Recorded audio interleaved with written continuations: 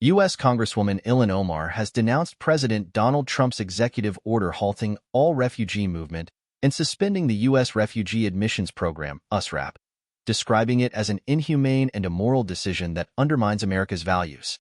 Omar, representing Minnesota's 5th Congressional District, which includes the largest Somali diaspora in the United States, warned that the order would have devastating global consequences, leaving countless individuals in desperate situations.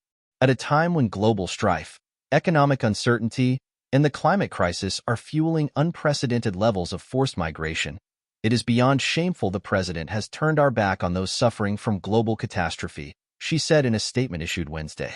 This inhumane decision will have dangerous ripple effects around the world. Untold numbers of people around the world are hoping, praying, and counting on the United States to live up to the promise of being a country that welcomes them to a land of peace and opportunity. The Congresswoman, herself a former refugee, spoke about the deeply personal nature of the issue. My family and I were given a golden ticket to immigrate to the United States. Now untold numbers of people huddled in refugee camps around the world will not be afforded the same fate, she stated. Omar also pointed out that many of her constituents have family members who have been waiting years to be resettled in the United States. Minnesota is home to the largest Somali diaspora in the United States, with estimates ranging from 58,800 individuals of Somali descent to approximately 80,000, according to data from the Minnesota State Demographic Center and Minnesota Compass in 2018. However, community leaders have suggested the figure is much higher, with some estimating it's closer to 150,000. Concentrated in neighborhoods like Minneapolis's Cedar Riverside, often called Little Mogadishu, the Somali diaspora has built thriving businesses, cultural centers, and community organizations. However, Omar warned that Trump's refugee ban threatens to deepen family separations and disrupt the cultural fabric of these closely knit communities.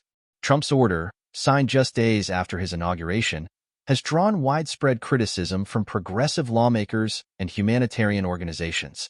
Omar argued that the decision represents a stark departure from the principles of justice and compassion that the United States has long championed.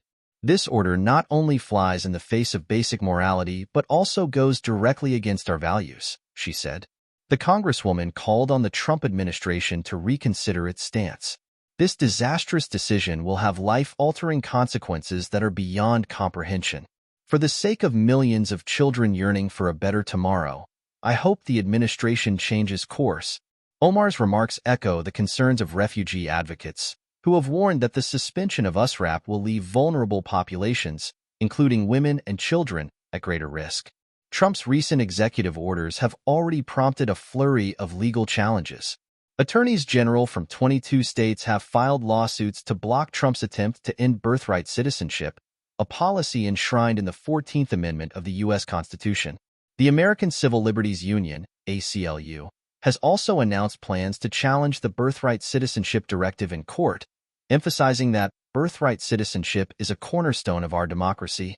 The move also signals a dramatic shift in U.S. immigration policy under Trump, with early indications of a broader crackdown on immigration expected in the coming weeks. Rights groups warn that Trump's executive order could effectively reinstate the controversial Muslim travel ban, further exacerbating concerns over religious discrimination. Omar's rebuke also extended to prominent Democratic leaders, including President Joe Biden and former President Barack Obama, for attending Trump's inauguration earlier this week. During an appearance on CNN's The Source with Caitlin Collins, she argued that their participation contradicted their earlier statements about Trump being a threat to democracy. To have a mass number of leaders who spent years condemning his policies now attend his swearing-in sends the wrong message, Omar said. The Congresswoman has remained a vocal critic of Trump since he targeted her during his 2020 campaign, questioning her American loyalty and linking her to Somalia's struggles. She's telling us how to run our country. How did you do where you came from? Trump remarked at a rally. Omar's condemnation of the executive order adds another chapter to her ongoing public clashes with Trump. She has consistently fired back, framing Trump's comments as racist and doubling down on her advocacy for immigrant and refugee rights.